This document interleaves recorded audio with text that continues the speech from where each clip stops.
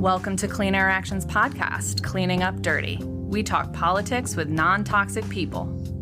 I'm Liz Green-Schultz. I run a political nonprofit called Clean Air Action. And I'm Sean Hoffman, Legislative Director of Clean Air Action. Clean Air Action is the proud sister organization of the Clean Air Council, the oldest environmental and public health organization in Pennsylvania.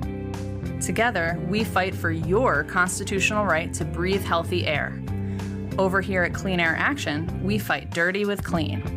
That applies to anyone who messes with our political and civil rights, including corporations and politicians.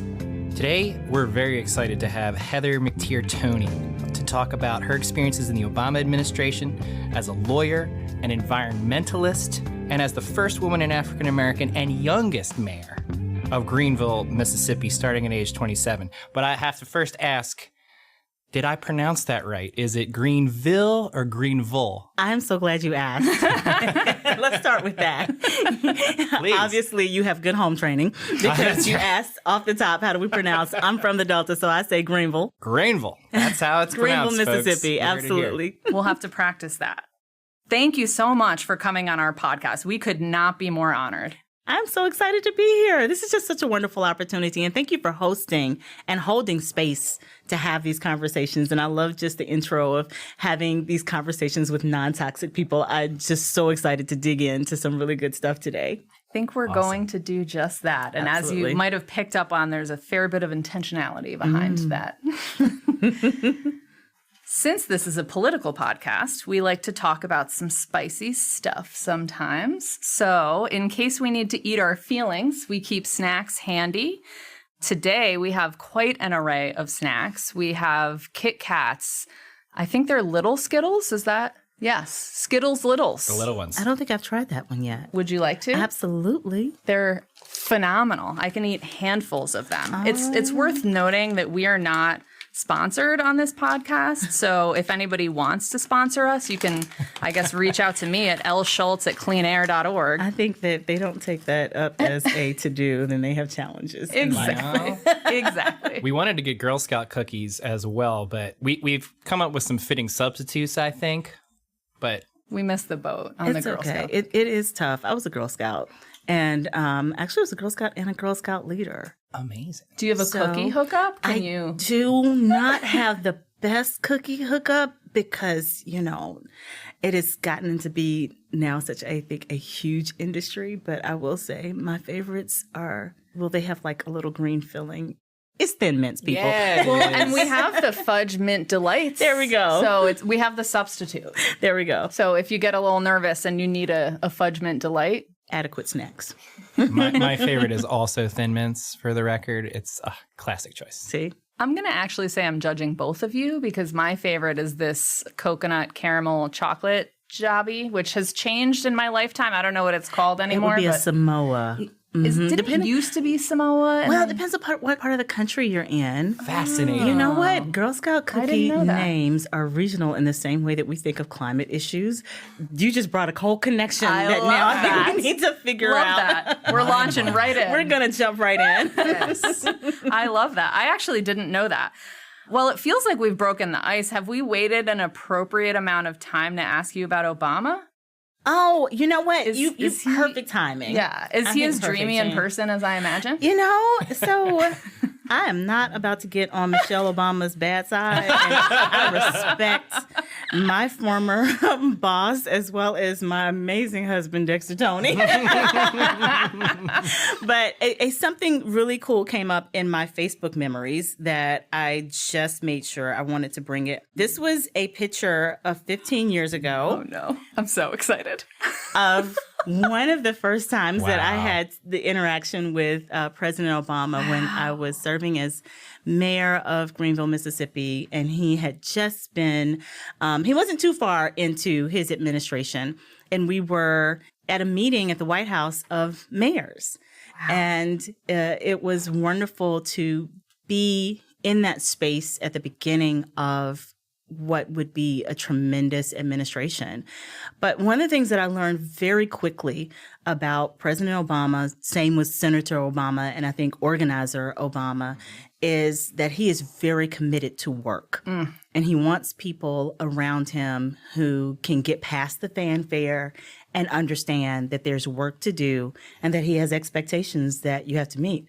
So, yeah. I think we can probably end there. Thank you for coming on. It's been an amazing episode. That's a great match. I mean, clearly, Heather, you're someone who's got that mindset as well. You know, roll up your sleeves and let's get stuff done, right? Well, yeah, absolutely. You know, we can only go so far in thinking about how bad things are, what the problems are, listing out and identifying the problems. I think certainly that's a part of our analysis in climate and environmental work. But at some point in time, you have to get things done. Right. So as folks I know from around Mississippi, and I think we've already said this is going to be a little spicy, so it should be no surprise when I say this. You know, you can have a PhD, but you can also have a GSD, which is a get shit done degree. Yes. And so in knowing that, like Wait, I just perked up because I remembered a prior podcast episode. We went to law school together, and he used to call me LGS SJW because I was a little annoying, fiery law student, storming around, shaking my fist about racial justice. I was that white lady in law school. And he said that now I have undergone this metamorphosis into LGS GSD. See? So put it on your resume. I love it. Just put it in small print at the bottom of your resume, and those who get it will get it. Because we have to have implementation, we have to have action. And if we continue to move forward, or just through the timeline of climate discussion without climate implementation, then we're wasting time and not getting things done. Yeah.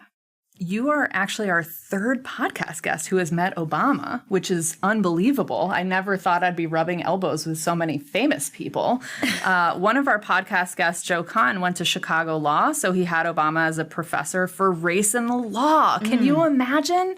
I loved my race in the law professor, but he is not Obama. So. And Joe Kahn said that Obama helped him see that his otherness is a bridge to connecting with people. It's not a bad thing, a distancing thing. It's actually a superpower and not a barrier. Do you have that superpower? I think it's great that all of us have that superpower. One of the beautiful things about being, as called an Obama alumna, is that President Obama had the ability to unite so many collaborators and builders that it doesn't surprise me that I'm the third person on your podcast. I would imagine there are going to be a lot of people that you talk to that have had a connection in some way with that administration because they did such a great job of just cultivating creativity and cultivating people who could collaborate well and that were committed to the work that would be doing it long term. So you'll find us everywhere. You probably can't go too far without touching somebody who was a campaign worker, an intern, worked in the administration, volunteered, or just showed up. Yeah. Now, on the subject of climate and former President Obama, there was a piece recently in Politico with some alums of the administration saying that they'd wish they were able to do more on climate during that time. And I'm curious, particularly in 2008, right way back at the start, was that something really on folks' radar? Certainly not probably like it is now, but just curious, was that even coming as a current mayor at that time, was that something that was being discussed or talked about? And can I really interrupt and just say how much I appreciate having Sean as my second in command here? Because I didn't know that. And the fact that you knew that off the top of your head, I just appreciate so much. Love it. Another GSD right here. That's what I'm here for, guys. There you go. I think back in 2008, it was present, but it wasn't sexy like it is now. Right. You know, at the time when I was in political office, it was certainly an issue and certainly something that people were concerned about because the environmental movement has been around for literally generations, right? But the idea of policy that was in place and followed and implemented in a way that protects people as well as protects space, that was just really, I think, getting attention in a number of different ways. And it was because there was now a administration that was paying attention to environment in terms of land and geographies, what was happening to the lakes and streams, but people and environmental justice really began, I think, to come into the forefront, even more so than it did when in the Clinton administration, you had like the first environmental justice executive order that was executed. Like there was now this reinvigoration that was alongside urgency. And those two coming together at a perfect time, I think, of 2008 and forward really gave a pathway of a lot of policy, good policy that was created. Right. That's really interesting to me as you know, when Obama was elected, I was in college, an environmental studies major, and the term environmental justice wasn't really part of that lexicon yet. People had been talking about it and in their bones sort of knew that was an issue, but it's fascinating to me. And now hearing you describe it that way, sort of seeing how Obama kind of opened the door for that and for folks to sort of think about environmentalism through the lens of environmental justice. It was and racial justice. Absolutely. And racial justice. And you know, we're having this conversation about not only what I think President Obama was able to help us see deeper collaboration on, and certainly inviting very diverse voices to be in leadership under his administration. I mean, under his administration, you had Lisa Jackson, who came as the first African-American person to be the administrator for the EPA. There were so many other firsts, and that line of continuing to invite diverse collaborators, I think, was really profound within his administration. But, you know, when we think about like today, today is April 4th, and we were talking about this as the anniversary of Dr. Martin Luther King's assassination. But that was at a sanitation workers' strike. So just think about the fact that Dr. King was assassinated in the midst of doing environmentally aligned work, because it was protests for Black people to just be recognized as human beings. Remember the signs that we see images of that says, "I am a man." Just the identification of not being trash and not being treated as trash is how environmental justice policy and civil rights policy in this country really align. So, you know, in North Carolina, the landfills that were totally encompassing, I think, and impacting Black communities was the same that was happening in Texas, was also very similar to what was happening in indigenous communities and lands. And all of this culminated at the same time of recognizing that policy needed to reflect people. Yeah. The Clean Air Council was founded in 1967, before the EPA, before the Clean Air Act. And because Pennsylvania is a fossil fuel state, we have so much trouble getting traction with policy reform. We talk a lot about environmental justice and what that looks like and what that needs to look like. You were EPA regional administrator for the Southeast region, right? What drew you to environmental justice work? I was an environmentalist, and I'll be the first to say that I didn't see myself in that, and that was part of the problem.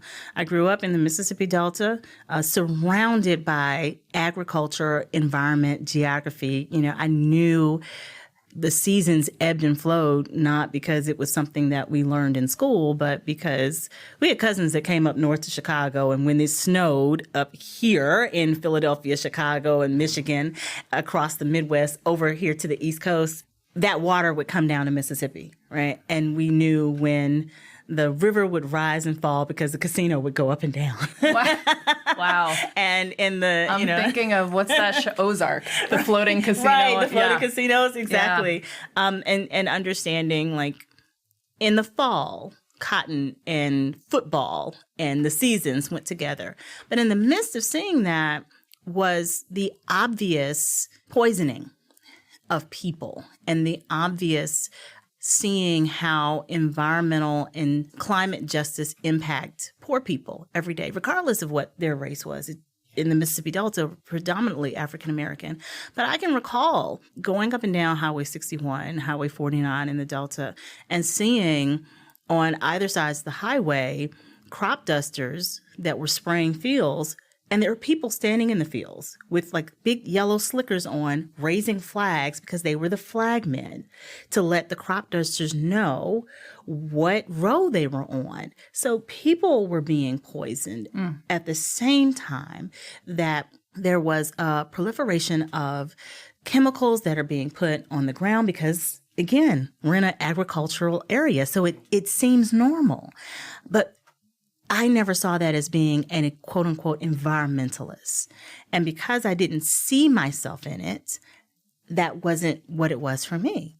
But I'm grateful that it was through political office, my career became environment and climate connected and related so that I could make those connections. Lisa Jackson, when she came to Greenville, she said really obviously, like, you're doing environmental justice work. And I'm like, no, I'm not. She laughed and was Don't like, accuse yes, me of that. right. Exactly. That's really like sort of exactly the thing. Yeah. It was hard enough being a young Black woman in a very red state running a major city. That in and of itself. But then At the age of 27. you know, just hey, No big deal. Here we are, no big deal.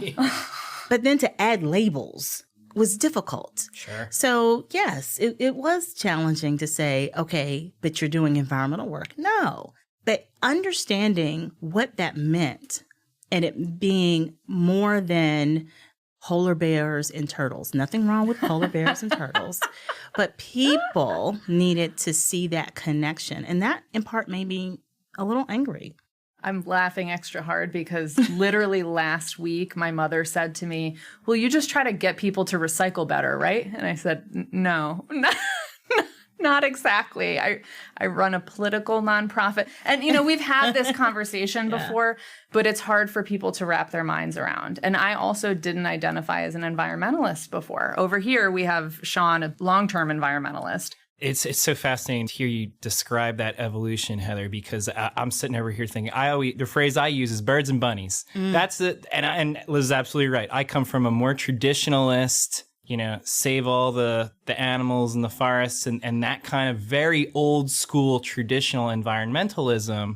And I have talked to so many people, and myself included, where there's been this broad awakening almost to see that, oh, actually, these things are all connected to public health and social justice and racial justice and economic justice.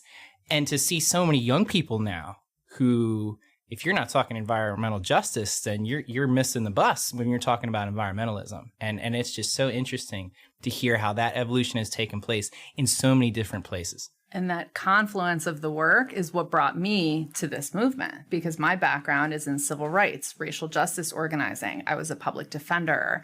And my experience is that my fellow civil rights lawyers don't know anything about environmental work, about our rights as Pennsylvanians. We have a constitutional right in Pennsylvania to a healthy environment that is right now basically mere words on paper because nobody is enforcing it. Which reminds me, your dad went to Rutgers Law. Yeah, I was going to say, you know, you were talking about civil rights attorneys not understanding environmental work. Imagine the befuddlement of my own father, who is a civil rights attorney, trying to figure out how in the world his daughter, who is also an attorney, ended up working on environmental issues. Because again, there's just alignment of it as a issue that impacts people in a way that does indicate how we're treated, how we are experiencing what should be our constitutional rights, what should be a basic human right, is really important. And so drawing the similarities of social justice in a way that normalizes the issue of climate and environment as being very important has been part of my journey. And it's what I love about this work. It's what I think is sort of the hole in space of where people aren't seeing themselves. You know, we talk about scientists, geologists, anything with an ist on the end of it, and that being the thing that determines whether or not you are connected to climate. No, that's not it. Are you a social media influencer? Do you work at a fast food restaurant? Yep. You know, Do you care about criminal justice reform? Anything at all. All of these things have in some way a connection to what's happening on this one planet that we share. And there is an awareness that we need to have around our actions and how it will impact whatever industry it is that we're in. And you actually wrote a book about this, literally, Yes. right? Before the streetlights come on, you note that Black Americans make up 13% of the population, but breathe 40% dirtier air, are twice as likely to be hospitalized or die from climate-related health problems than their white counterparts. And you point out that climate change is a voter issue, an economy driver, and that we need to recognize its urgency and ensure that affected residents are the ones driving the work. Absolutely. When I was writing Before the Streetlights Come On, quick note to listeners, if you don't know what that means, Before the Streetlights Come On is a very common colloquialism within, I'm going to say Black and rural America, period, because I've talked to white folks, indigenous folks, Latino folks that all say, yep, we had to be inside before the streetlights come on too. But it was the time that you had to be inside in a safe space. The indicator was the streetlights. So for me growing up, before the streetlights come on is actually a verb. It means you have to do something. You have to take some action, and it is urgent and it is immediate. And if you do not take that action, there will be consequences. And in writing that, I found that there were so many places within the Black community that stereotypically people thought that Black people didn't care about climate, but the truth was actually opposite. We talk about climate in so many ways that are not necessarily labeled climate and environment. And I think that happens across a lot of different communities across this country. I don't have to talk about climate change or say the words climate change when I'm trying to indicate that there is a difference in hunting season in the South. You can have a conversation with people of different backgrounds when you just talk about the reality of what we're experiencing now today.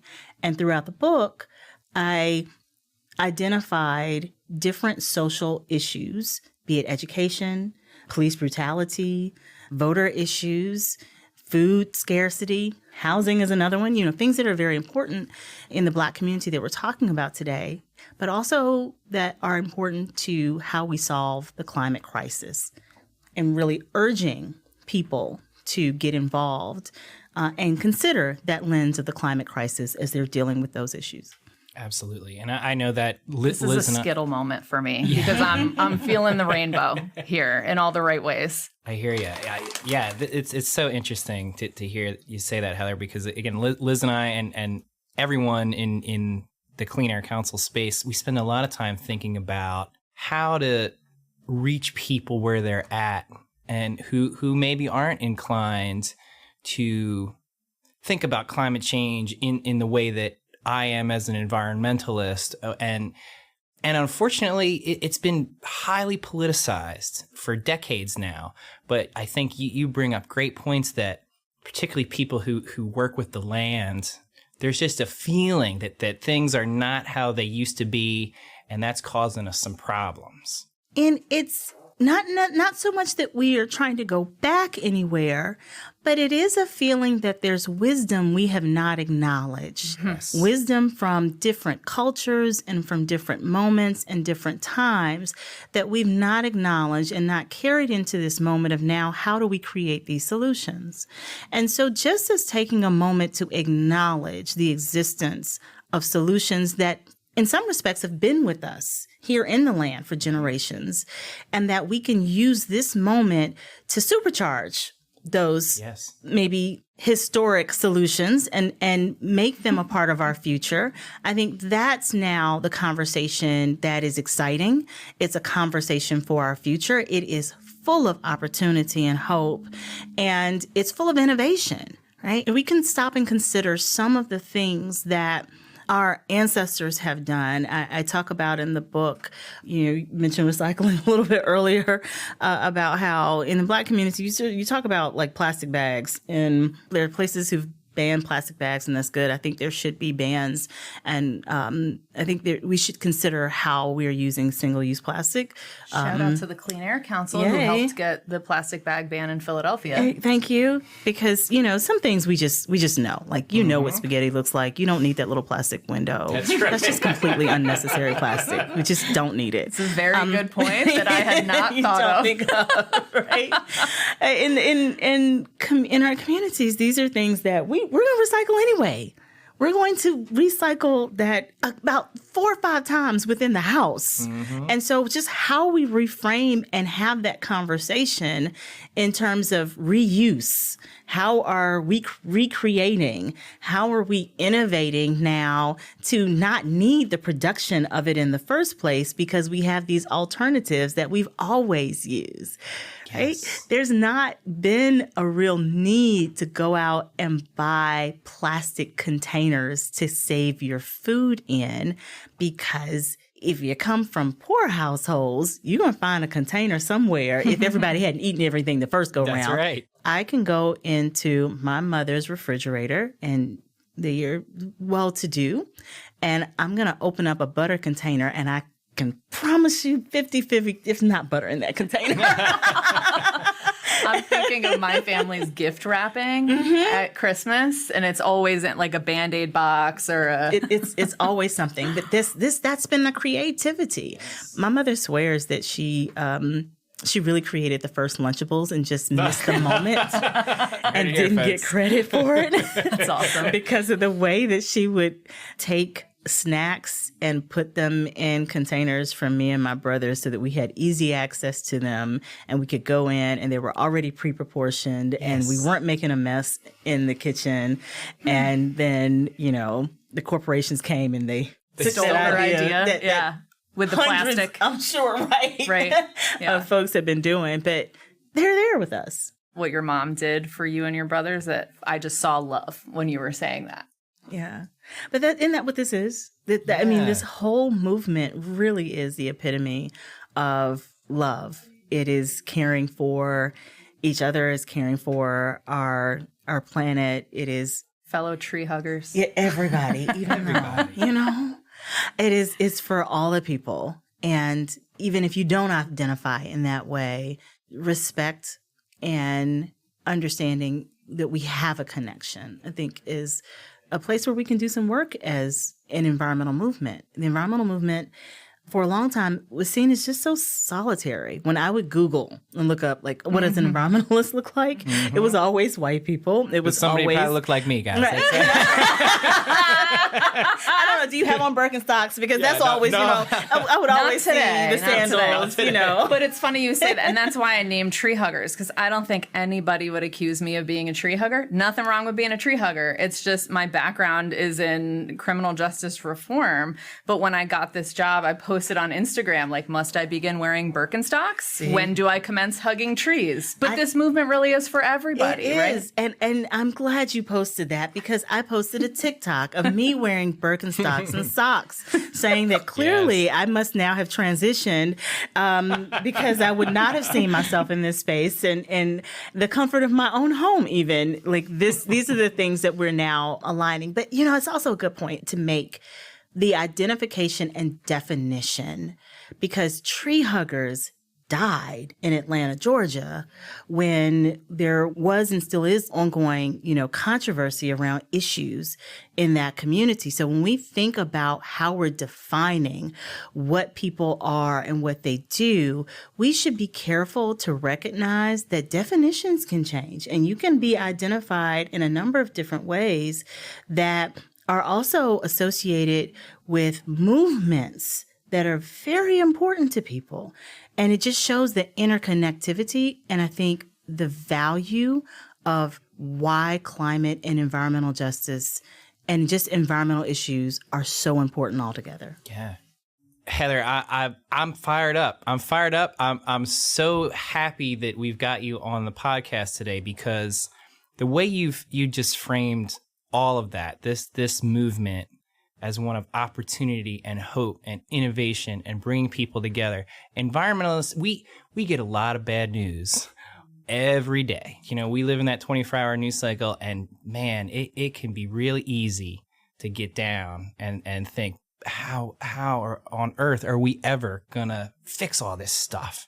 But hearing your take on it, again, I'm sitting here, I'm fired up. We might have to have Heather on like once a month because this is that is a beautiful way to frame it, and it's accurate. That is what is happening, and to hear across this country right now when it comes to that stuff, so many groups are getting very creative, and folks who are becoming allies who didn't know they were allies, right? And so I'm fired up. And that makes me think of a part of your book that talks about heat islands. And I'm sure many people have not thought about the connection between the environmental movement and violence in cities. But I was a high school Spanish teacher, and a little content warning here for the listeners that for the next minute or so, we'll talk a little bit about police violence. But in my last year of teaching, I taught about the extrajudicial killing of Black men that was reaching the national press. We talked about Eric Garner, Michael Brown, Freddie Gray. And Freddie Gray's death was at the hands of Baltimore police. It was ruled a homicide by the medical examiner. And one of my students, when we were talking about it, asked, "Why are we learning about this? They don't speak Spanish in Baltimore." Oh, wow. And nothing in my career prepared me for that question, because they sure do. But it's been a journey for me as a white woman to get people to understand my work and understand that justice work is for everybody. And it can be scary to talk about these issues, but we have to. Well, we had so much fun with Heather. We ran super long and decided to split into a second episode. So stay tuned for part 2. And to help us clean up dirty, follow us at Clean Air Action on social media and subscribe to Cleaning Up Dirty anywhere you stream podcasts.